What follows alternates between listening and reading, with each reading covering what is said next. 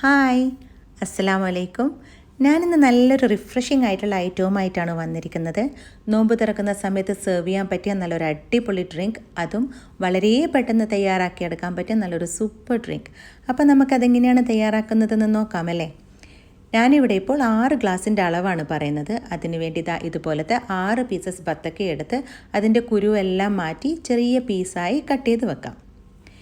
ഇനി ഒരു ബ്ലെൻഡർ എടുത്ത് അതിലേക്ക് നമ്മൾ ഈ കട്ട് ചെയ്ത് വെച്ച ബത്തക്കയും 2 ഏലക്കായയും ചേർത്ത് വെള്ളമൊന്നും ചേർക്കാതെ നല്ലപോലെ ജ്യൂസാക്കി എടുക്കാം.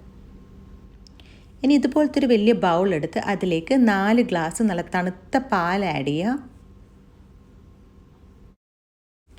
എന്നിട്ട് ഇതിലേക്ക് നമ്മളിപ്പോൾ അടിച്ചു വെച്ച ബത്തക്ക ജ്യൂസും കൂടി ചേർത്ത് നല്ലപോലെ മിക്സ് ചെയ്യുക.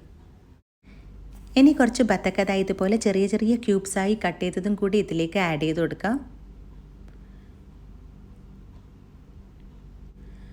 ഞാനിവിടെ ഇപ്പോൾ 1 കപ്പ് പാല് ഇതുപോലെ ഐസ് ക്യൂബ് ആക്കി വെച്ചിട്ടുണ്ട്. അതും കൂടി ഇതിലേക്ക് ചേർത്തൊന്ന് മിക്സ് ചെയ്ത് കൊടുക്കുക.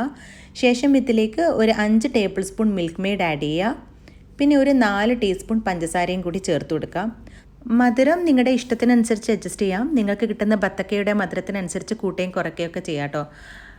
ഇനി എല്ലാം പാടെ കൂടി നല്ലപോലെ ഒന്ന് മിക്സ് ചെയ്യുക. മധുരമൊക്കെ പഞ്ചസാരയൊക്കെ അലിയുന്നത് വരെ ഒന്ന് ഇളക്കി യോജിപ്പിക്കുക. ശേഷം ഇതിലേക്ക് ഒരു 3-4 ഡ്രോപ്സ് റോസ് എസൻസ് ആഡ് ചെയ്യുക. റോസ് എസൻസ് ഇല്ലെങ്കിൽ നിങ്ങൾക്ക് റോസ് വാട്ടർ ആഡ് ചെയ്യാം. ഇനി ഇതിലേക്ക് കുറച്ച് നട്ട്സ്, പിസ്തയും അണ്ടിപ്പരിപ്പുമാണ് ഞാനിവിടെ ആഡ് ചെയ്യുന്നത്. അത് ആഡ് ചെയ്ത് കൊടുക്കാം. പിന്നെ കുറച്ച് കസ്കസ്, ഞാനിപ്പോൾ 1 ടീസ്പൂൺ കസ്കസ് വെള്ളത്തിൽ കുതിർത്ത് വെച്ചതാണിത്.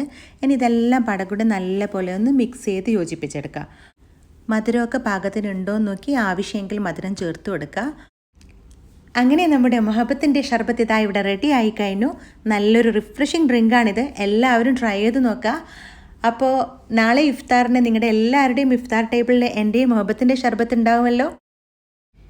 എൻ്റെ ഈ വീഡിയോയും റെസിപ്പിയും ഇഷ്ടപ്പെട്ടെങ്കിൽ ലൈക്ക് ചെയ്യുക, കമൻറ്റ് ചെയ്യുക, സബ്സ്ക്രൈബ് ചെയ്യുക. അതുപോലെ തന്നെ ഫാമിലിക്കും ഫ്രണ്ട്സിനും ഒക്കെ ഷെയർ ചെയ്ത് സപ്പോർട്ട് ചെയ്യുമല്ലോ. അപ്പോൾ ഇൻഷാ അല്ലാഹ് അടുത്ത വീഡിയോയും റെസിപ്പിയുമായി വീണ്ടും കാണുന്നത് വരെ take care and stay blessed.